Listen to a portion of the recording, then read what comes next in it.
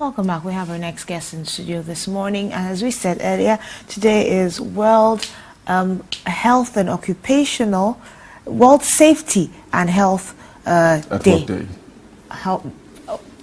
World Safety and Health at Work Day. Yes.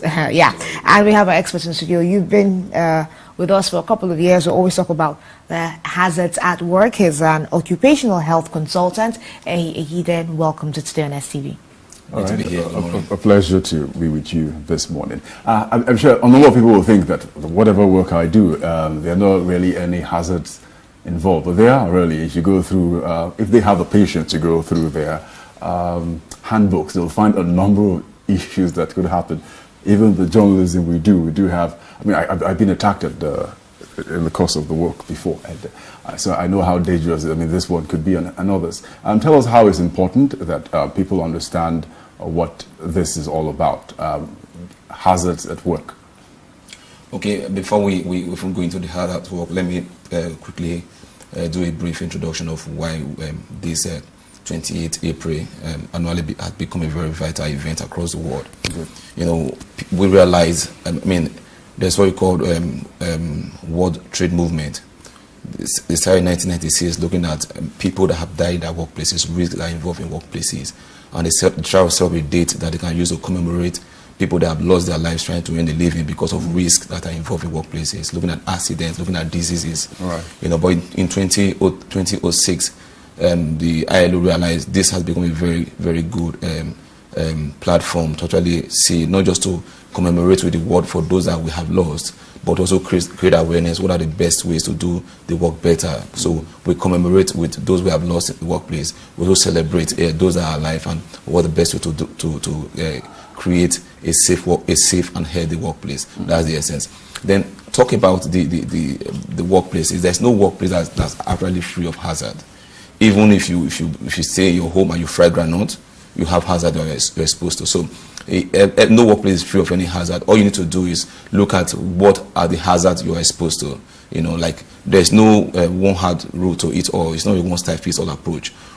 You may do the same work like you do here in STV, and another person in similar industry in the different studio and different station. You think, oh, we do the same thing. We're exposed to the same hazard.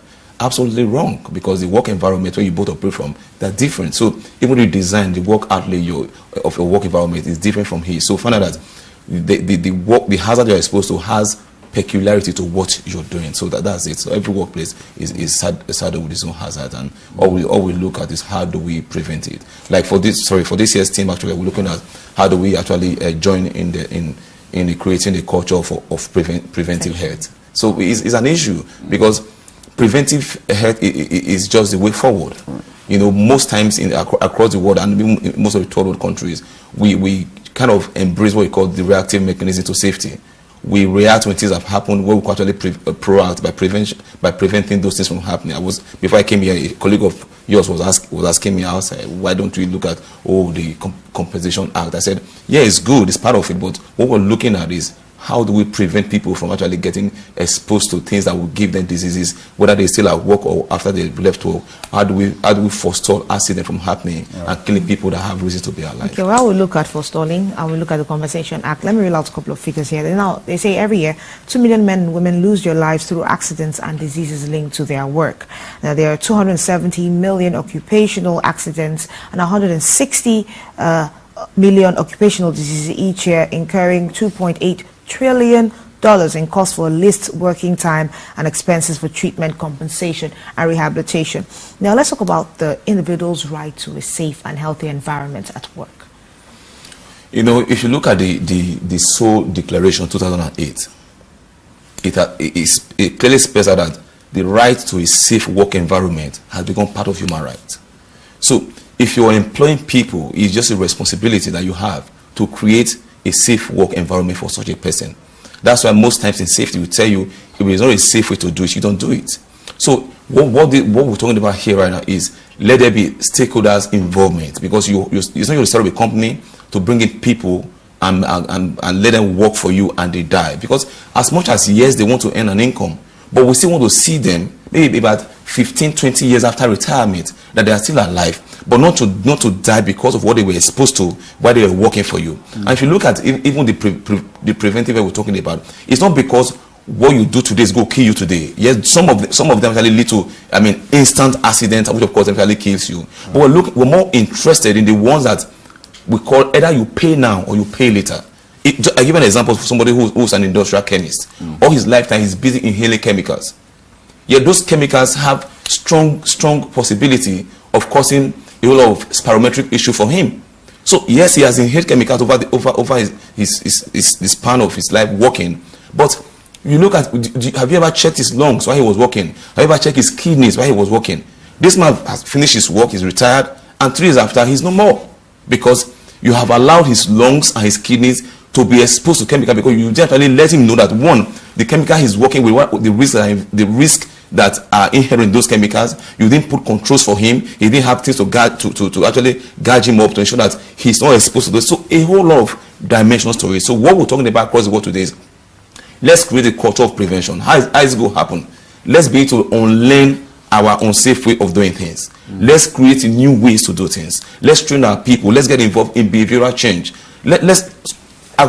As of today, the global GDP, 5% of it is lost to issues that relate to workplace accidents and unsafe acts and risks. So when we do this, when we actually catch this fire, you find out that 5% that we're losing as a global GDP can actually be reduced, to a more considerable limit or percentage. All right. Nigeria's got a very low percentage of reported cases of accidents and illness related to work. Tell us whether it's something about the cultural orientation for a start. These are just reported cases. So many cases go unreported if you do find out over a number of years. It's only when it does have to connect back to work related incident you get to hear that, maybe because if you don't make that report, you're going to lose some of your earnings. Tell us about cases being reported, and why do you have this prevalent in Nigeria for a start? Well, before you actually have cases reported to you, you must actually institutionalize safety in the overall country's objective. And that's what we have not been able to do in Nigeria. Nigeria, as of today, we have no definite... Why is it difficult? Safety has to come with strong leadership commitment. Without leadership commitment, there's no safety. It's just lip service. So for safety to actually have its roots, we need to have it driven down from the top, then communication coming down from the bottom back to the top. But in Nigerian scenario, we haven't had that. What we have in Nigeria right now is still the factory out of 1987, and which, of course, you agree with me, is more like an obsolete document. As technology advances, health and safety trend changes in line with technology. But in Nigeria, even, we have no agents to even report to. I cite an example with what we have in America and the UK. America have what we call OSHA. When you have an issue, OSHA's door is open to you to report to. You know that it is a requirement that you must report to OSHA.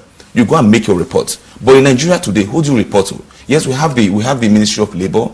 Yeah, you don't even know where they are. We don't even know who to talk to. Even if you make a report, when you make a report for the first time, it's not acted upon.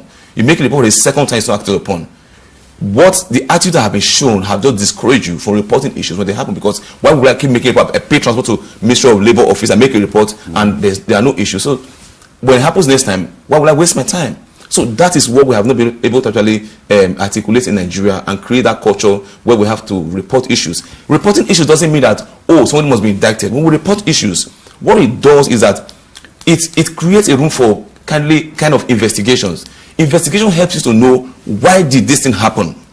How do we correct it to forestall future reoccurrence? Is this an attitude problem that runs across the public as well as the private sector? Well, it cuts across. It's even better in the private sector. In the public sector, the ones I have had contact with, you can't even find a trace of health and safety in their workplaces. But this is what should be driven by government. But in the private sector, because of the presence of the multinational oil and gas companies and other multinational companies, they have taken upon themselves to adopt the policy of their parent company while in Nigeria. And that's why you have the health and safety striving more in the oil and gas, maybe the maritime and all have you. Okay, I want us to talk about their awareness on educating people on their rights and the need for safety. Also, when driven from the top, what are the basic safety precautions that employers across the board should take in workplaces? Before you take a precaution, the first thing we should do is to actually have a standard in our workplaces. Create policies. No company exists in isolation. And what drives every company is standards. You tell your people, this is how we do what we do. This is our culture. And when that happens, you now have what to benchmark people's attitude with. What we have as at today, there are hazards, but we don't even know there are hazards. But there are general hazards that we have in our workplaces, like even when we stay close to the generator house. And you know, staying close to a noise environment that's above 80 decibel, you know, for 8 hours a day, and you do that for a number of hours, a number of days in a week, you are going to actually have what you call a level of hearing impairment. But I've been to most of the I see the security house is so close to where they have the generators, and the noise the proximity and the noise is alarming. But nobody even cares. But when you check, you take your noise meter and check the noise level of that's in that environment, you find that it's more than 80 decibel. But by standard and by law, nobody's supposed to be sitting in that place for throughout the day working, because the noise you are exposed to is huge. But nobody cares. And when you go to this place, you say, okay, this is wrong, and they tell you, no, we've done this for years, it hasn't given any issue. But have you checked the guy that has been sitting in that place for this number of months and some of years to see how his hearing has deteriorated based on what he's exposed to? And these are the issues we're talking about. Because also there is no agency of government that's putting them under pressure to say you must get this right. I mean, if you see somebody that's sitting close to a generator with such high noise decibel, and a factory inspector from government comes in, he documents it. And if they don't change it, he penalizes them. But that we haven't found in Nigeria. So it still creates a very poor culture. Before we go, of course, getting the policy right is paramount important here.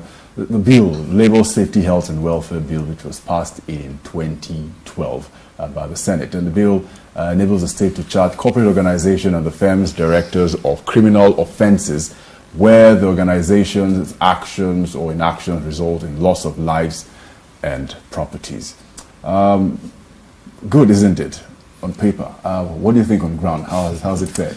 You know, Nigeria is a country where we have, if you really look at it in clear terms, Nigeria has a lot of laws and regulations.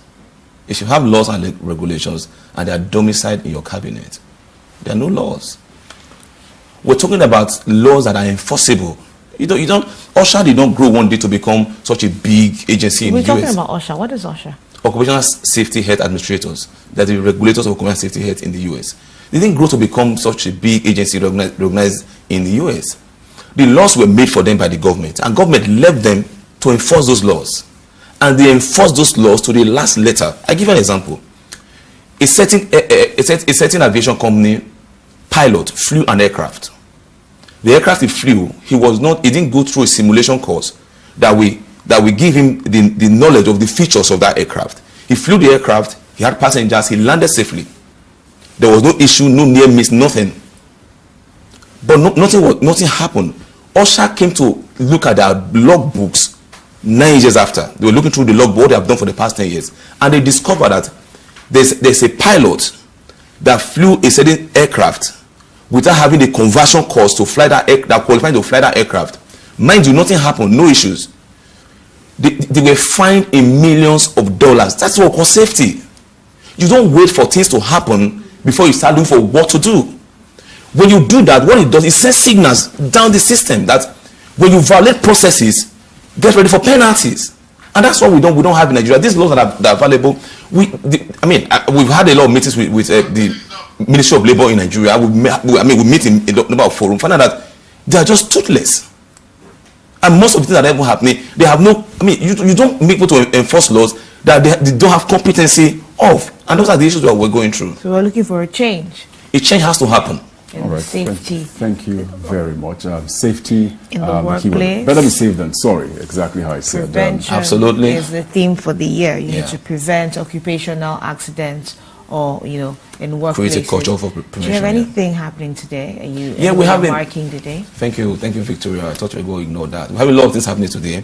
Right, let them ignore the storyboard. The storyboard. This is something else you should talk about. Tell them what's happening today. Yeah. Okay, we have a lot of things happening today. From here, we're having a press conference. We're working in collaboration with Lagos State Safety Commission. We go have all the professionals in Lagos having a press conference in that place by 10 o'clock. Tomorrow we have a road walk in Lagos State also to actually promote the team for this year.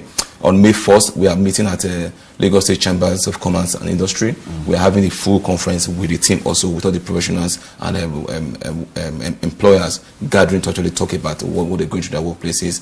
Then next week, Tuesday, we are meeting also at Alausa, I think a whole Alausa Secretariat to also create a sensitization program for health and safety in line with it. So these are the things we're doing today. Across the world, this is happening, and I'm happy that for the first time, they'll be getting quite some reasonable reports from Nigeria in what we're doing, and we're quite happy about that. Well done.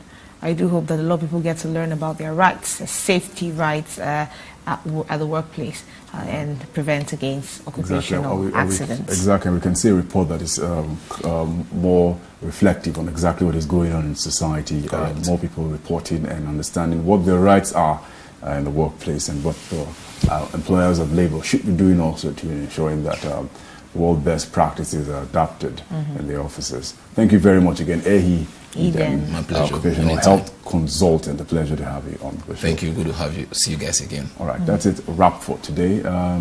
We talk about all that we have to migration and all that has to go with it. And Mirage, if you're thinking of that trip through the Mediterranean, it's no way to go.